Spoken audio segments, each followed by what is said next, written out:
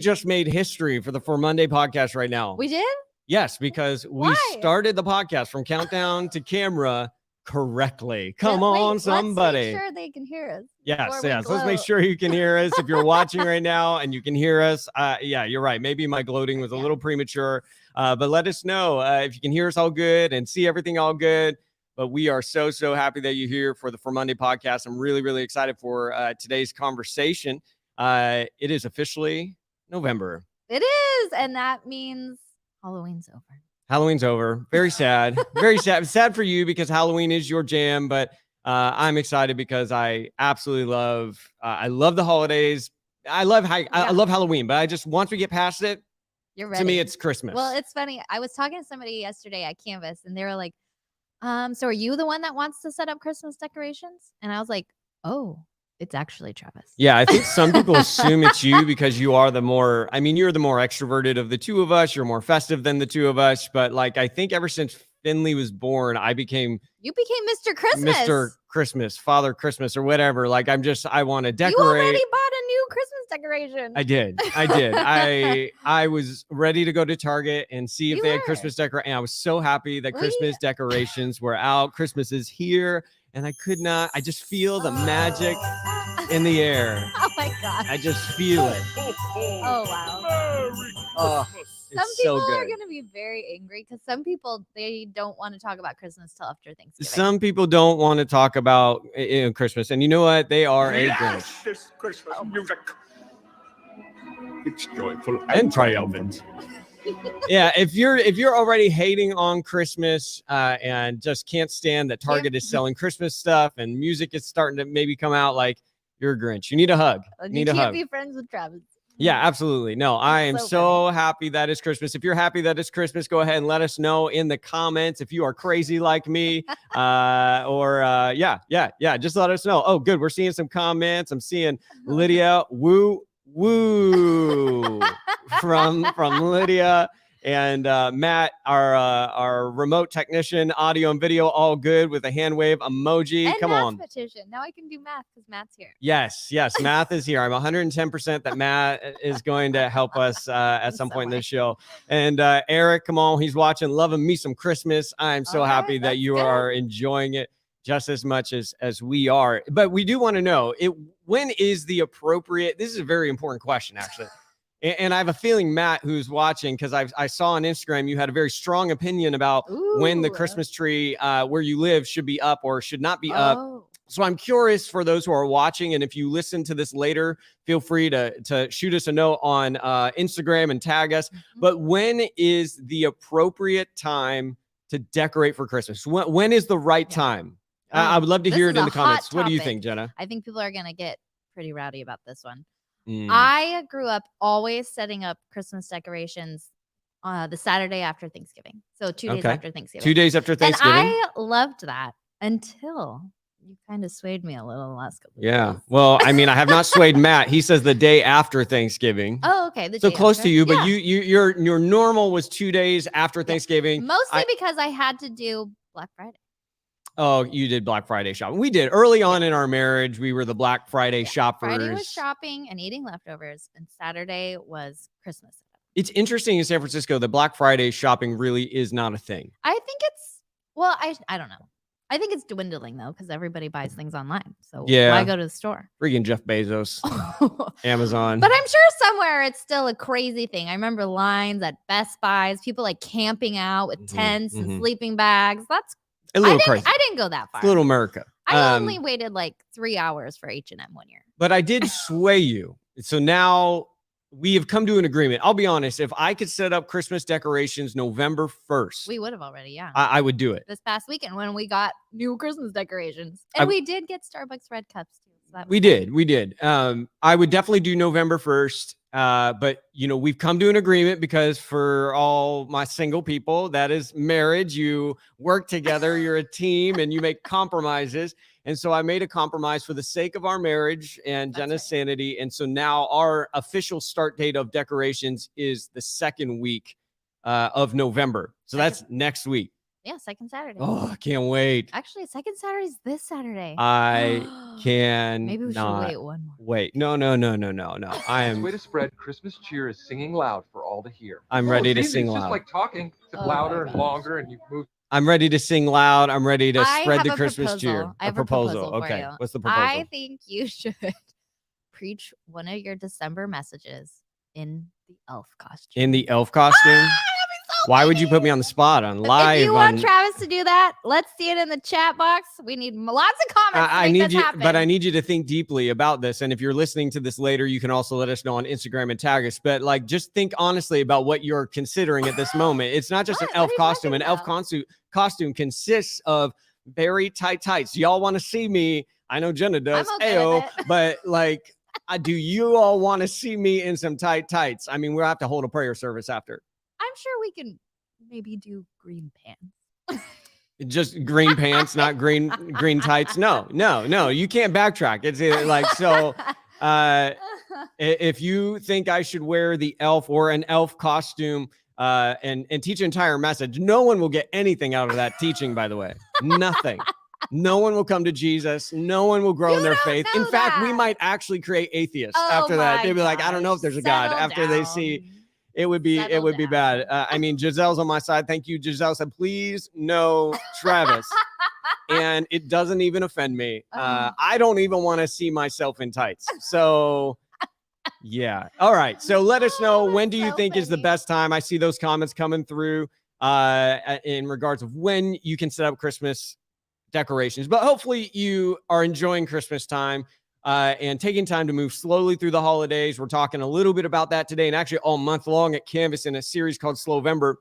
But one thing we want to talk about before we get in that is a way that you shared on Instagram just minutes before we went live, a way that a surprise, actually. We didn't say anything on Instagram. So, but it is a surprise, something we're doing as a church Mhm. that I think people are going to be pretty excited about. I know I am. Yes, I'm so excited. We are partnering with an organization we've never partnered with before over the holidays. They're called Compass Family Services, and they support families who are on the brink of homelessness Wow. right here in San Francisco.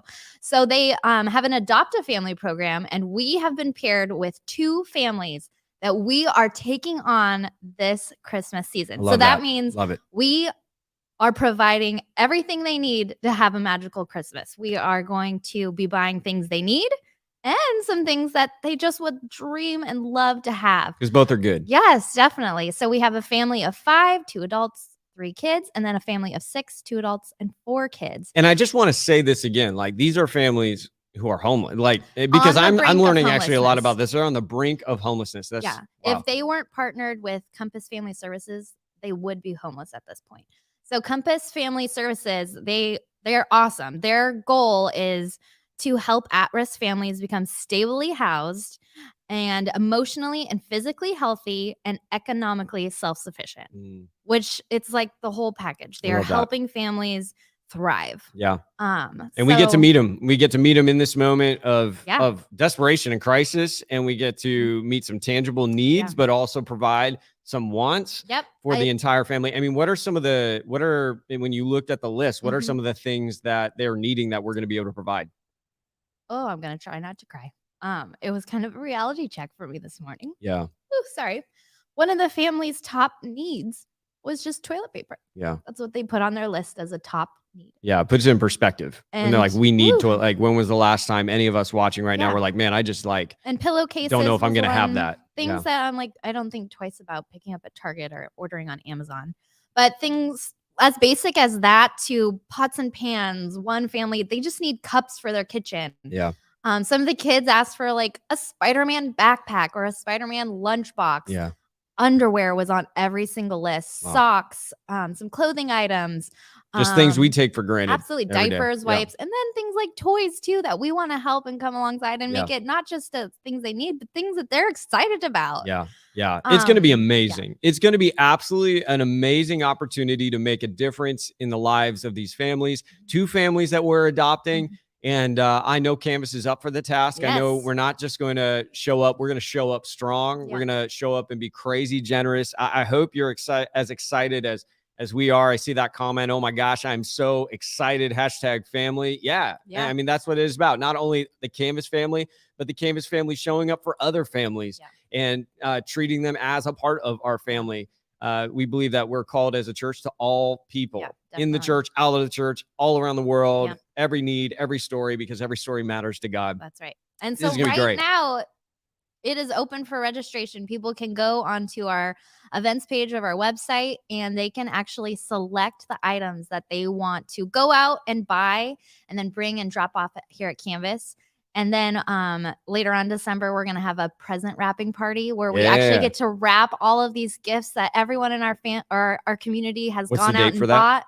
December 13th. December 13th. Tuesday night. Mark your calendar. Ain't no party like a present wrapping party, especially when those presents are going to people in need. Right. And this is going to be such an incredible, incredible thing. So we're adopting 2 families. They can go to canvas-sf.com. Right.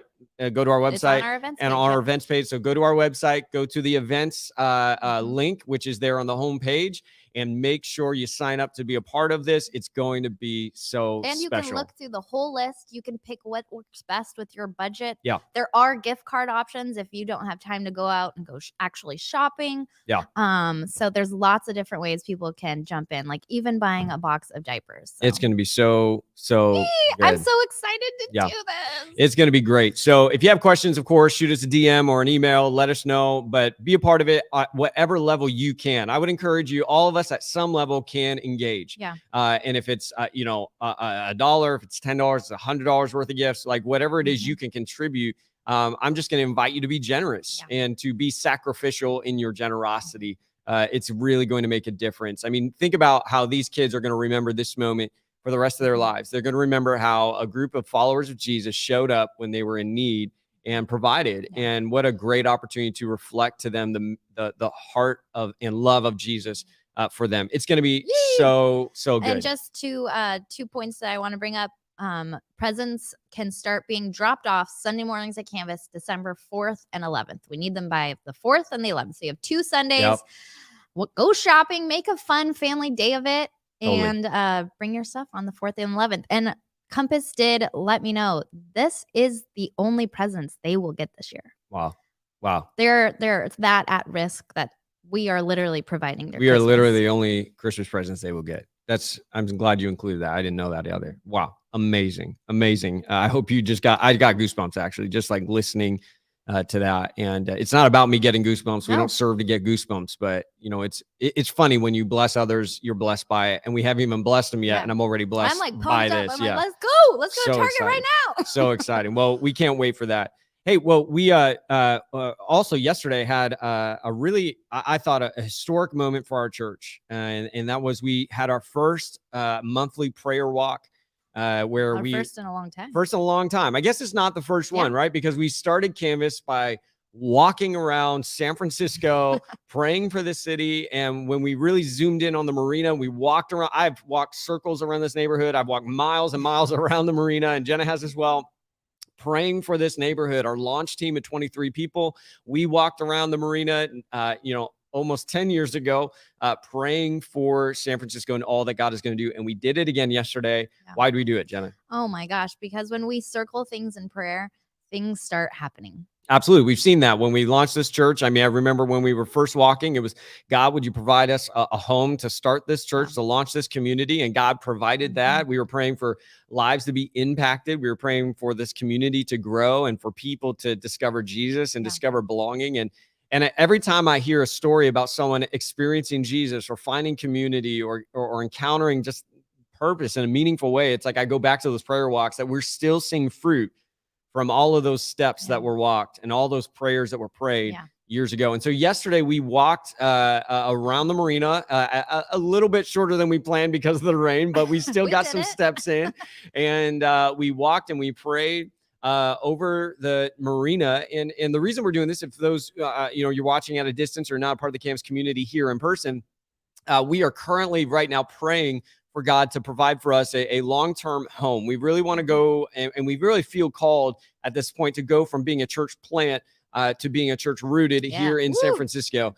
We have no intention of leaving the city. And not only do we not plan on leaving San Francisco, we plan on passing on a church to the next generation. We believe having a home, a brick and mortar home for Camas to put down roots Yeah. will enable us to not only commit to the city at a Yeah. deeper level, serve the city at a greater level, but also pass on this church to the next generation Yes. beyond us. Woo. Because that's what, if we just started this thing 10 years ago to die when we die or die when we leave, we're not planning on leaving, by the way, but then to only be as long or as big as us, then that would be such a small vision. Yeah. And I believe God is way, way bigger than that. And so we Yeah. have a vision to pass something beyond our lifetime. And so right now we're taking a step of faith, both literally and spiritually. We're taking steps of faith to believe that God is going to open up a door for us to become a rooted church here in San Francisco. So we walked around the neighborhood, we were praying, and it was really just a powerful thing. And I asked a lot of people, hey, what are you praying for in this particular neighborhood? What do you want to see I God love do? that. And it was really cool just to dream together and pray together over those things. Not only does prayer change, like things start happening when we pray, but it really does change us. It Yeah. changes the way we see things, we see people. It changes us from the inside out. Yeah. I think that's, if you've never done a prayer walk, you might be listening right now wondering to yourself, that's one that sounds weird. It does sound a little weird if Yeah, you've never done it. Yeah, I think people imagine that you're like walking down the street screaming like Jesus. Like, I mean, to each their own. If that's how you prayer walk, That's do your not how thing. we did it. But that's not quite how we did it. It's a lot more introspective and reflective. It's a lot more about slowing down and paying attention to what the Holy Spirit shows you as you're walking and as you're watching people in the neighborhood and what you see, while also praying either out loud or in your heart. Yeah, in your heart. Yeah. But it's a really, really powerful thing. But you might be asking, okay, you get beyond the fact that you might think it's weird, and now you're like, okay, it's not so weird. But you're like, but why do it? Why not just like stay at home and pray? Yeah. And you totally can. It's not like when you walk and pray and stay home and pray, it's like more magical, but there is just something different about walking and praying. For me yesterday, walking, I had this interesting experience when I was walking up Chestnut Street, which is sort of like this really clean, hip, active street in the marina. And I was like, man, there's just such a good vibe here. And then you're walking down Lombard Street and there's, there's homelessness. It's dirty. It kind of Loud. smells Yeah. a little bit. It's loud, all that. It's just a little more chaotic.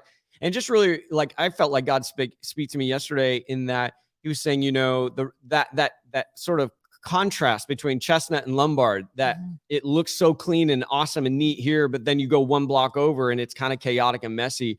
I felt like God say, that's like a lot of people that they look so clean and have it together and awesome on the outside, but you just go a block down into their soul, into their heart, you find out, man, not everything is as good as it looks, that it's chaotic, it's messy. There's some brokenness there. And I felt like God was just reminding me there that there's work that God is doing in the marina, that the kingdom is about to bring forth into the marina. I'm just so excited about it. And that's just a reason why we walk and pray, because you're, as Paul prays in Ephesians 1, he actually prays that our eyes of our heart would be enlightened, that we may know the hope of God that belongs to us. Yeah. And so Paul seems to suggest there's like the eyes in your head and then there's the eyes in your heart. Yeah. And I believe like when you wake up in the morning, that's when the eyes of your head open. But when you pray, it's like when the eyes of your heart are open and you see longer and you see sooner when you pray. Yeah, I love that. Man, one thing that really stood out to me, so this was a very different kind of prayer walk for me. Last time we did it, I was not a mom. It's true. This prayer walk, we actually had some families join us, which at first I was a little like, ooh, I'm used to the prayer walk we did before where everybody was quiet and we walked in a line and we didn't talk. And wait, are you trying to tell me that kids can be distracting? Listen, What? So obviously some families are there with kids. That's shocking. Oh my God. That's shocking. Here we go, the sound effects. But walking around with Finley it opened my eyes in a different way. It was so cool that she asked me, well, why are we doing this? And I got to talk to her about it. It was just like this easy moment where I got to have this like faith-filled moment with her and explain to her why we're doing this. Yeah. And yes, she may have been loud and running and I had to stop her 100 times and she, had fun and was playing and I don't know.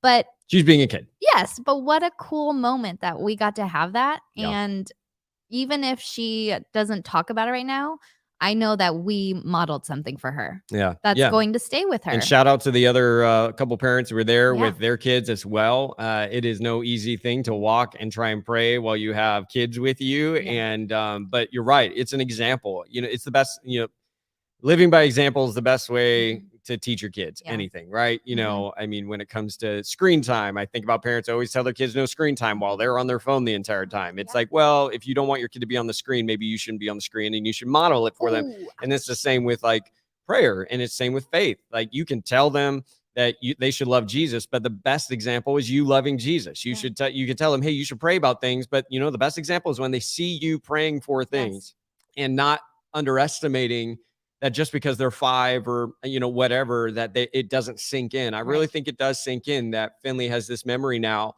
Mhm. of walking with mom and dad praying for San Francisco. Yeah. And I love that. And not only that, but it kind of redirected my prayers to her as the future generation. Yeah. She is the next generation of the church. Absolutely.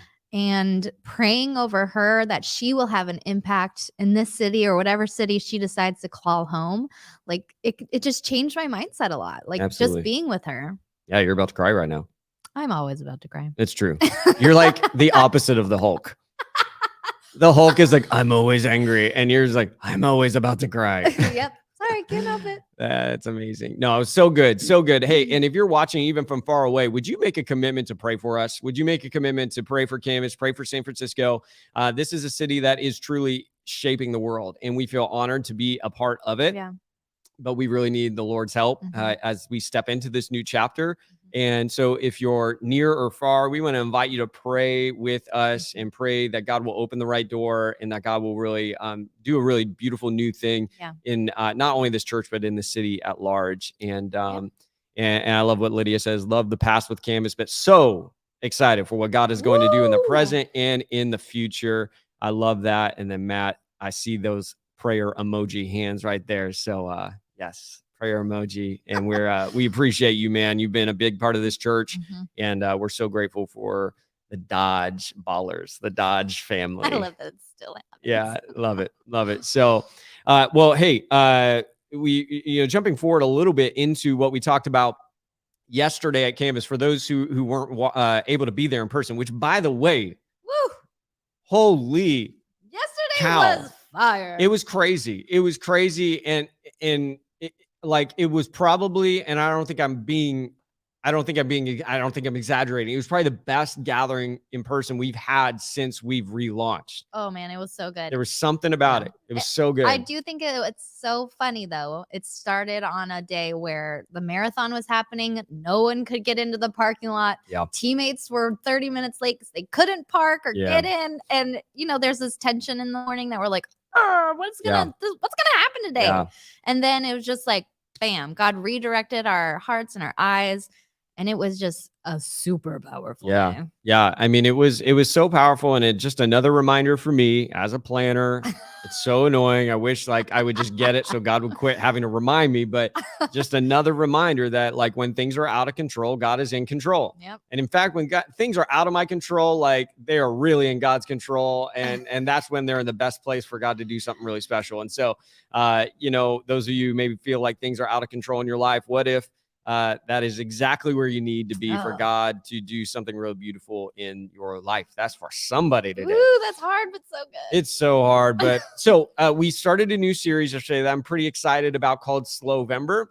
Slowvember. You just got to say it slow and let it sink in. And I've been excited about this series because, as I said yesterday, I love the holidays, but I have experienced, I don't know if anyone watching has experienced this before, but where you get to Christmas and it's like, dang, it went by so fast. And over the last couple years, especially during COVID, I really made a decision. I wanted to move more slowly through the holidays. It's my favorite time of year. Why do I rush through it? Why do I speed by it? Like, let's really take it in. And so like we even do this thing as a family now. I have a Christmas calendar that I make, again, total Christmas dad thing. But like there's a Christmas themed activity every single day for all of December. And it's awesome. And it causes us to create memories and experiences and to move slowly and really enjoy Christmas. Yeah. And I just finished the calendar for this year and showed it to Yay. Jenna. And so it's going to be, I'm pretty stoked. It's a I think good it's going to one. be, it's going to be a good one. But, and if any of you want the Christmas calendar, let me know. I'll hook you up. I'll send you a template. But, the whole point though, is ultimately, how do we slow down? How do we, just be present, which is what we talked about yesterday. We talked about how to be fully present, And chances are, if you're listening right now, you struggle with being fully present. In fact, the number one thing, according to one study, that people are struggling with and battling with right now is distraction. Oh, that's so funny. And I can guarantee you people watching are also working or cleaning their dishes. Or... Totally. Well, I mean, because we got a lot of things to do. Yeah. We're busy people. And I get it, but like, we're battling distraction. And so how can we slow down and pay attention and be fully present? And I said this yesterday, and I think it's worth reiterating. I don't think you can step into your full potential as long as you are living not fully present. That you stepping into your full potential and you being fully present are connected. That you have to be here now if you ever want to step into the then and there of your future. And so this is just an important thing for all of us. You don't even need to be a follower of Jesus to agree with me on this. Like, I think we can all agree that being fully present is not only difficult, but it's so vital for our lives and for the quality of the lives that we're living. And so yesterday we talked about how do we be fully present. We talked about three things. To be fully present, you need to leave your past in the past, either your painful past or your successful past. You need to leave it in the past. To be fully present, you need to fight the fights that you're in. And then we talked about to be fully present, you need to see what you do not see, or I might add, what you have not been willing to see. If you're going to be fully present. So you need to leave your past in the past. You need to fight the fights you're in, and you need to see what you do not see. And those who maybe missed the message, you can watch the entire talk right now on our YouTube page, but don't watch it right now. Keep watching this. Stay with us. But it's so good. Maybe, I don't know. Yeah. So, I mean, I would be curious, Jenna, as you heard that, what stood out to you? What did God speak to you? You're an avid note taker. I see the notes in front of you. So I'd love to just tee up a conversation with you. Yeah. So I think this whole idea of not being present, but being in the past was what really stood out to me. And one thing you said is the real fight you are in is not with someone or some time else, but with who you are becoming. And I really had to stop and think about that. The real fight you're in is not with someone or some time else. So not the past, not even the future, but it's with who you are becoming now. Yeah. And that really made me stop and think, because I feel like a lot of times we can get very hung up on the fight we are in with others from the past, a situation, but you kind of redirected us to be like, it's actually with who you are becoming right now. And you gave so many amazing examples of this. I couldn't even take notes fast enough. Yeah, you know, I mean, I think the most important fight, as you mentioned, is the fight within. It's the fight of who you're becoming. But it seems like we're living in a culture where we are sort of abdicating ourselves of the fight that we need to fight for who we're becoming, and instead we spend all our time fighting who other people are becoming, or whether or not they're becoming the person we think they need to be becoming. Like it just seems like we're in like a vulture culture, that we like to circle people in the midst of their failures and just wait for them to die. And like we point it out, we criticize it, and we judge it, and we feel it's like our job to make more people loving, or our job to make people more kind, or our job to make people more honest. But we never consider, hey, maybe it's actually your job to make yourself more kind. It's your job to make yourself more honest, your job to make yourself more loving. Yeah. Like the greatest fight is the fight within to become who you are. Yeah, absolutely. It's so easy to stand here with our arms crossed and be like, well, I'm waiting for them to figure it out. Why do we do that? Because it's so much easier. It requires less work. It abdicates us from responsibility. It feels better. Because when we have to stop and be like, wait, am I becoming a better person? Like, am I becoming more honest? Am I becoming more loving or giving? That takes way more work. But that is where the true fight is. Like you said, it's not with that other person. We can let that situation or that other time go. And what would happen if we really, truly looked at ourselves? Yeah.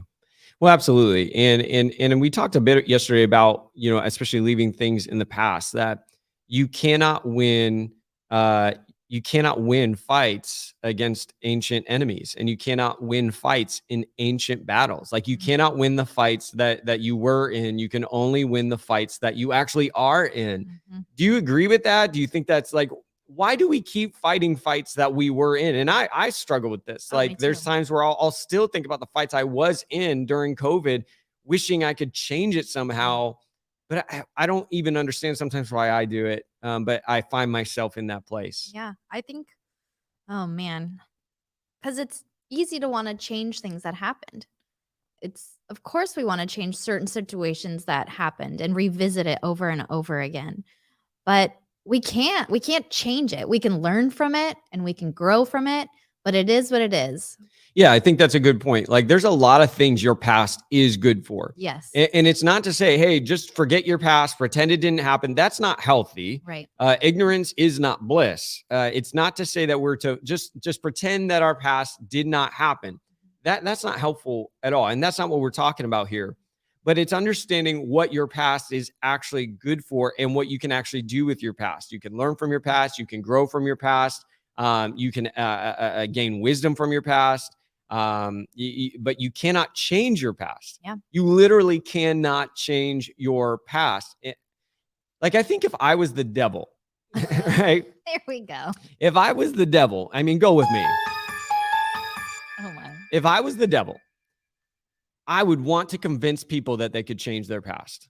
I mean, that would be just the to me, I think that would be like the strategy of all strategies. That makes sense because then they spend all their time trying to figure out this thing that already happened and is done and gone instead of tapping into the potential of what God wants to do in and through them right now. Oh, absolutely. I mean, if I could convince you that it's actually possible to change your past and that it can happen, right? Then you will use all your energy trying to do that.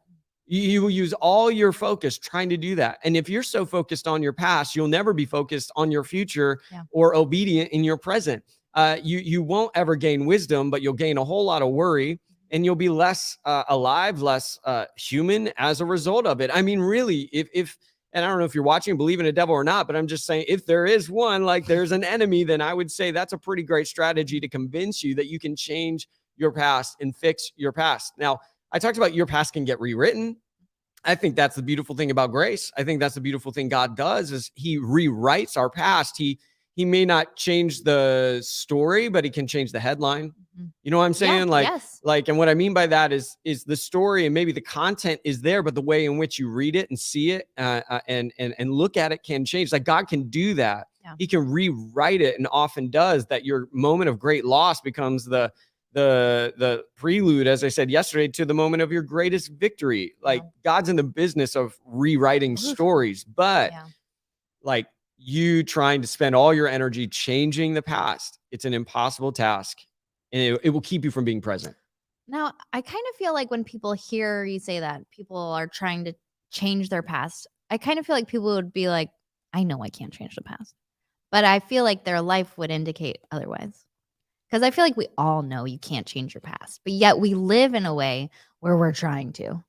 Yeah, absolutely. And I don't know why we do that. Like, I mean, and maybe it's a lack of honesty with ourselves. I mean, or maybe we do know, hey, we can't change our past. But yet we can't let it go. We're still holding on so Still tight holding to it. on to it. Like you need closure. I know I'm a big closure guy. I really struggle without closure, and I will stay in my past if I feel like the loose ends have been tied up. But I've realized in my life, like sometimes you're not going to get the closure you want. You still doesn't mean just because you haven't gotten closure doesn't mean you can't start a new chapter. Yeah. You know, like I think about something that this is going to offend you and it's going to offend some people. Yeah, this is going to offend you. But I'm a big believer, like if you don't like the book, you can just stop reading it and start another book. That does offend me. Yeah, that probably offends Jenna. Like, if I'm halfway through the book, I'm like, this book sucks. I'll start another book and close the book. And I just think sometimes when it comes to our past, like the chapter is brutal. Like you don't have to keep reading that chapter over and over. Close the book, start a new story. You know, I just think that, I don't know. We sometimes struggle giving ourselves permission to do that. I'd love to hear what you think. Even if you're listening later, shoot us a note and let us know. But why is it sometimes so hard to move beyond the past? I mean, especially when we know we can't change it. I'd love to see what someone's saying in the comments. He says sometimes they get stuck on hurts that happen in past battles. Could use a heavenly rewrite. Man, that's true, Eric. I mean, I feel you. I'm with you. I get stuck on hurts too, past battles, and a heavenly rewrite. I like that. I like that. I really like that. I do think, though, going back to the past, there are moments that we should do that help us and encourage us. And I feel like it's when we look back on the past of like where God has provided and his victories, like those past moments fuel me for today. Yeah, there's a place for leveraging your past for what God is wanting to do in the present. Mm-hmm.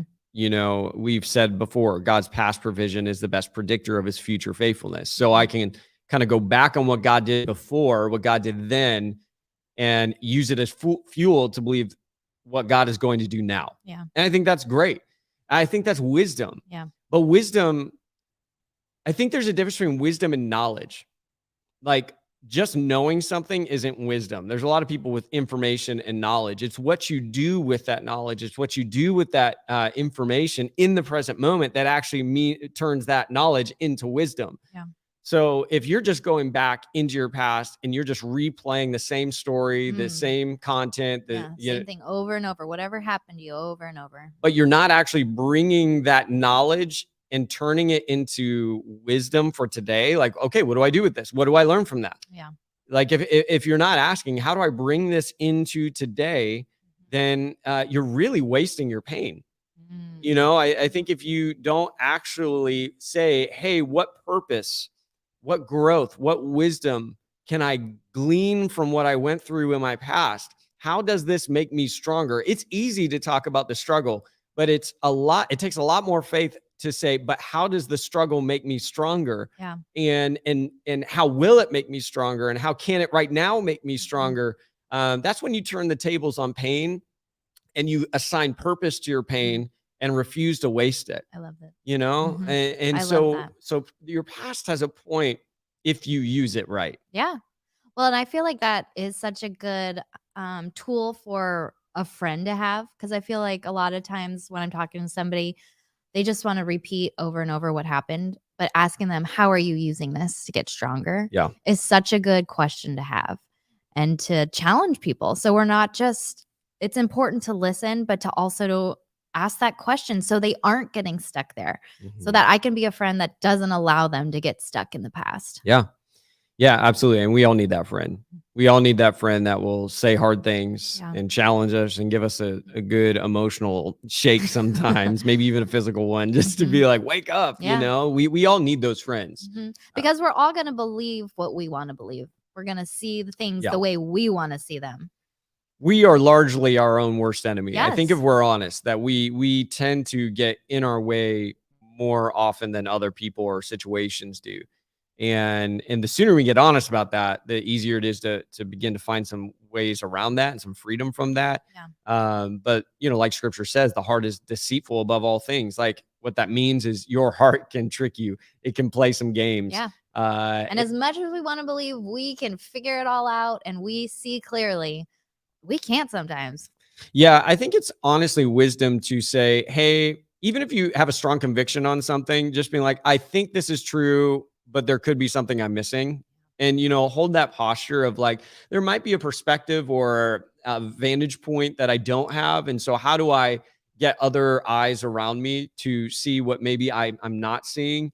I mean, scripture says before you go into battle, you know, get good counsel. Yeah. That wisdom is getting counsel before you go into the battle, not going into the battle and then be like, oh my gosh, help me. It's like, before I'm going to the battle, I need to get some counsel. I need to get some eyes around me. Yeah.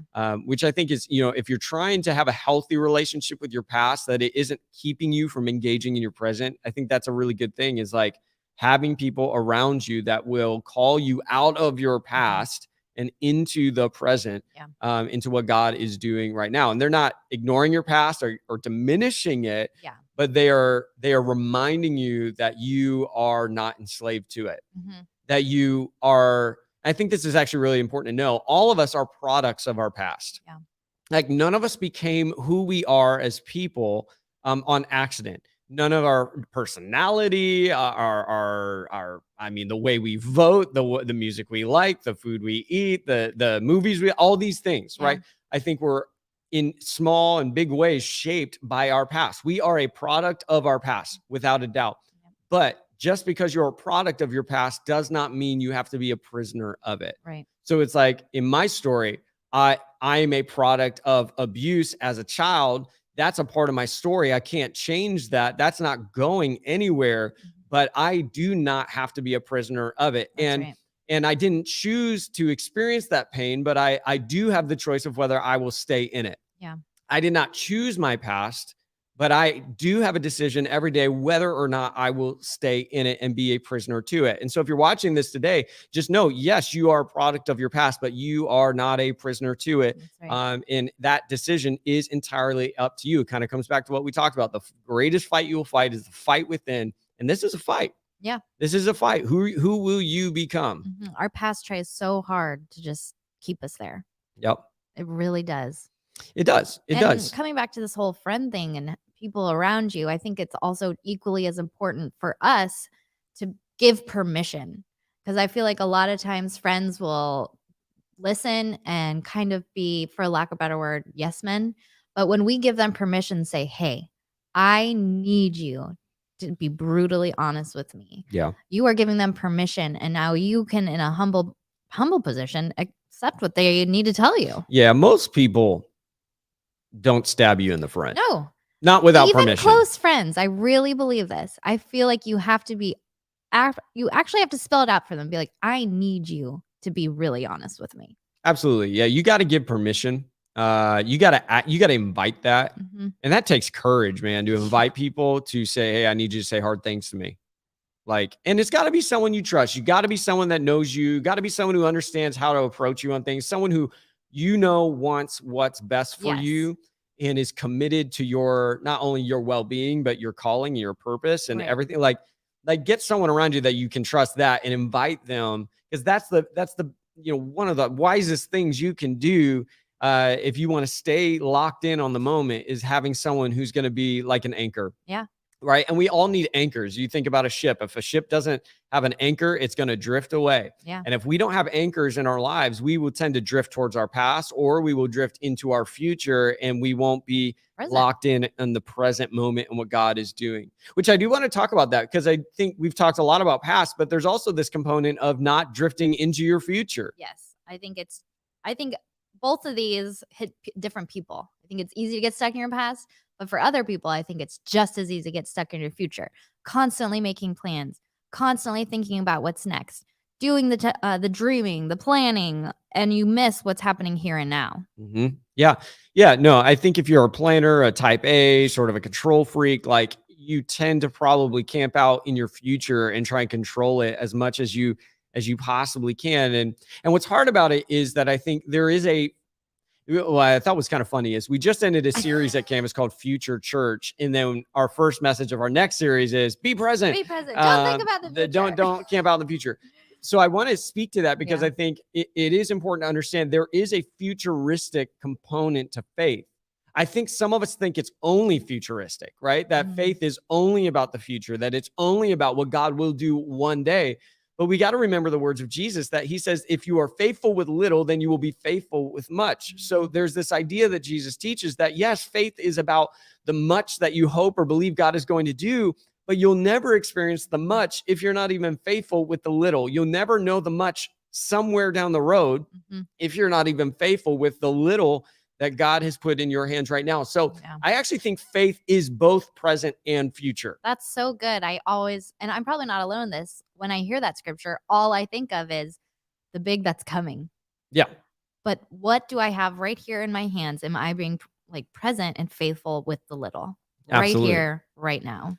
Yeah, I think a lot of us think that God cares most about what you say you're going to do for him in the next 10 years. But I truly believe God cares far more about what you are going to do and how faithful you will be to what he's put in your hands the next 10 minutes.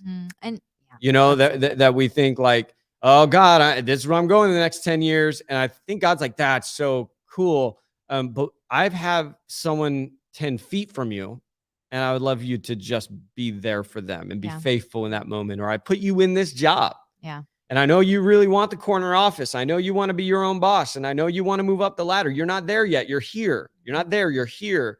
So what are you going to do here? Yeah. You be faithful with the little, Yeah. so that I can trust you to be faithful with much. Yeah. And if you think that you're too big for the small things, then Jesus would probably say you're too small for the big things. Yeah. And so faith is futuristic and present Yeah. That's together. It's two sides of the same coin. And so I think when we get lost in the future and we just talk about what we're going to do, but we don't actually do anything now, good. we sort of miss the point. Absolutely. Yeah. I mean, I think about this. So I use this, it's called a dream planner. I use it every year. And it's funny. I was thinking about this during the message because I'm going to fill out my dream planner. Shout out to Horatio Printing, coolest planner ever. It is a pretty cool planner. I'm going to fill it out for the next year. And it really has you set goals and dream about what you want to accomplish the next year. But my favorite thing about it is it breaks it down almost weekly. So you're taking baby steps and being present in the moment. Yeah, you'll probably get to that big dream or big goal, but like, what are you doing today to eventually get there? Yeah. Which it totally made me think of that. Because it is like a staircase. To be faithful, you have to take just one step in the staircase before you get to the top. But we want an elevator. We want faith to be an elevator. I don't know. I think we want to just be transported. We don't even want an elevator. That's true. We want like Star Trek, like, bzz, and we go. Jetsons. Yeah. But we approach it like we just want to get there, press one button and get right where we need to be. But you're right. It's more of a staircase than an elevator. It's one step at a time. And most often you don't see the rest of the staircase. You just see the next step. Yeah. And so faith is taking the next step. Yeah. Now, I actually don't think it takes much faith to dream about where the staircase might lead you. That's easy. Yeah. Dreaming is easy. Yeah. It's Dream- the fun part. Dreaming is like trying to have a baby. Like trying to have a baby is the fun part. Heyo. Oh my gosh. Like I won't go further with that Yeah, analogy, but you know what's real hard? Raising the baby. Yeah. Cleaning the baby's butt and not sleeping and Mhm. raising it and dealing with all the parenting stuff that happens, and it's like I think for us it's having faith about like where you're going to be in the next 10 years and where the staircase might lead. That's the easiest part of faith. Yeah. You know where real faith is seen? It's when you take it one step at a time. It's when you raise the baby. Yeah. It's when you do the dirty, grimy work that no one sees, but you're doing it because you know Yeah. that God is leading you somewhere and you don't want to camp out at step one. Yeah. When step two is right in front of you. Yeah. And so there is this like relationship. Hey, I'm going to hope and pray and believe for my future, but I'm going to be obedient in the here and now. And so maybe that's something good for all of us who are watching right now is not so much where do you want to be in the next 5 years or even the next year, Yeah. but what is the next step you could take in the next week? What is the next step you can take in the next day? What is one step you could take that you think would take you at least one step closer to where it is you feel God is leading you and taking you? It's learning. Faith is learning how to not despise the small beginnings. Yeah. Don't despise the small beginnings because the small beginnings can lead you to great outcomes, Yeah. but you'll never know if you're not here, Yeah. if you're not present, Yeah. if you're not obedient with what God has put in your hands right now. I think that's a tricky line because you do also, I mean, what is the balance of dreaming for the future? Yeah. Because you got to know where God's leading you in order to take a step. Yeah, no, absolutely. And well, pray about it. I mean, go on a walk and pray. That helps. Ah, But, very well. I think I don't know. It's very interesting. Like, because sometimes, hey, if God gives you the grand plan, that's awesome. But I have found for like most people, that's not how it works. Yeah. Like, God doesn't just give you the blueprint and tell you this is where you're going to go in the next 10 years. In fact, I'll be honest, when I hear people, especially after COVID, they're like, here's our 10-year plan. I'm always like, are you sure? Because 10 we know years. how much can change in a single year. Yeah. So I just think it's more about, I don't know. I tend to believe that if you do what you know you need to do today, you'll do what you want to do tomorrow or what you're created to do tomorrow. You know what I'm saying? Yeah. Like if you're just faithful today and you live ordinary every day, one step at a time faithfulness, you will get where you need to go. I almost feel like we overcomplicate it. Yeah, we probably do. That's what we're known for. And I almost wonder too, it's like, Okay, here we go. I wonder if, like, for some of us, the real reason you're asking God to give you the 10-year plan and to tell you how everything is going to work is not so much about you wanting to be faithful, but about you wanting to be in control. Yeah. Oh, yeah. Like, if we got real honest, like that, some of us are like, I'm praying, and God's not telling me. Well, maybe God doesn't want to tell you because he knows you're just after control, and he doesn't want to show you what you can do in control. Yeah. He wants to show you what he can do when he's in control of your life. I mean, I think that's for me, like when I tend to say, God, tell me where you're going to go in the next year, 10 years. I mean, as much as I would love that, I think the real reason I would love it is because then I would no longer really need God Yeah, you don't need faith. It wouldn't require any faith at all. because you'd know. At all. And because God is so much more about transformation than destinations, Yeah. like God isn't willing to concede that. Yeah. To say, hey, okay, well, you've asked really nicely, so here's the whole plan. No, I think like God is saying, I'm so much more interested in your transformation than the destination, and the destination doesn't change you as much as the journey that you take to get to the destination. It's the journey that changes you. Why didn't God just take Israel from Egypt to the promised land? There's even one scripture, I don't know where it's in Exodus though, where it says that God was leading them through the wilderness and he did not take them the shortest route. It straight up says that God knew there was a shorter way. God says, I'm not taking you that way. I think that's a hard thing to realize. Sometimes God doesn't take you the short way because it's the long way that the lessons are learned and the transformation is experienced. Well, and that perfectly loops us back around to the real fight you're in is with who you're becoming. It's who you're becoming. I think that's really like, if we could get that in our hearts and make that like our number one question every day, every week, who am I becoming this week? We make our decisions through that lens. Okay, if I do this, what does this nudge me towards? Who do I become a little bit more when I do this? So good. So it could be like, hey, if I do this, who do I become? I become a little bit more of a people pleaser. And I don't think that's who God's calling me to be. A little more selfish. I become a little bit more selfish. I become a little bit more greedy. Because no one becomes like totally greedy overnight, totally selfish overnight, totally narcissist overnight. It's like one little nudge at a time. Yeah, bitter, anything. Like, so let's use bitterness. You approach that and you're like, should I forgive him or not? Okay, who do you want to become? Yeah. I mean, you could totally not forgive them, but that will nudge you into becoming a more bitter person. Yeah. I don't want to become a better person. I want to become a more loving, gracious person. Then I guess you need to forgive them. Yeah. Like, how do you do that? Who do you want to become? I wonder what things you would stop doing today if you decided what kind of person you wanted to become. Oh, And I I wish want- I had a pen. I want to write that down. And I wonder what things you would start doing today if you decided and looked at life and looked at your decisions through that singular question. Who do I feel like God wants me to become? Yeah. And if you don't even know the answer to that question, who do I want to become? Who do I feel God wants me to become? Like, if you don't even have clarity or language on that, start there. Yeah. Because if you don't even know who you feel wired or created to become, man, you're just going to be shooting arrows in the dark, hoping you hit something. Yeah. And it's going to be very frustrating. It's gonna be frustrating. So maybe that's a question you write down wherever you are right now. Write it down on a piece of paper, put it on your fridge or mirror, whatever. Put it a note in your phone. Like, who do I want to become? Because you cannot choose who other people become, but every single day you are making decisions on who you will become. Yeah. And at the end of your life, who you become is simply the compound results of all of those decisions. Yeah. Like, no one becomes anything on accident. Your future is neither incidental or accidental. It's actually intentional. Through the decisions you make and the choices you make, that is choosing your future. Absolutely. And that is in your control. Absolutely. Woo, that come is on, good. somebody. I hope you all were listening to that. If you're watching right now and you're hearing this or have a question or you just have a comment, leave it in the comments. We'd love to hear from you. I do want to give just maybe 3 quick practical steps on like how to have a healthy relationship with your past and your future. Because I don't think it's like, again, I just want to be abundantly clear. It's not forget your past, forget your future, or pretend that neither exist.